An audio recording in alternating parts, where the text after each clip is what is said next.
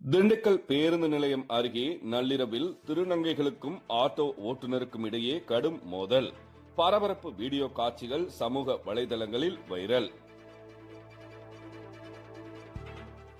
திண்டுக்கல் பேருந்து நிலையம் தென் மாவட்டங்களுக்கு செல்லக்கூடிய பேருந்து பயணிகள் அதிக அளவு வந்து செல்லக்கூடிய பேருந்து நிலையமாக திகழ்கிறது.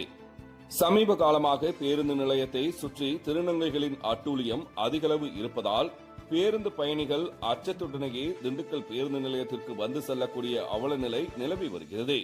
இந்த நிலையில் நள்ளிரவு ஆட்டோவில் பயணிகளை ஏற்றிச் செல்வதில் திருநங்கைகளுக்கும் ஆட்டோ ஓட்டுநர்களுக்கும் இடையே கடுமையான வாக்குவாதம் ஏற்பட்டு ஒருவரை ஒருவர் தாக்கிக் கொள்ளும் சூழ்நிலை உருவானது.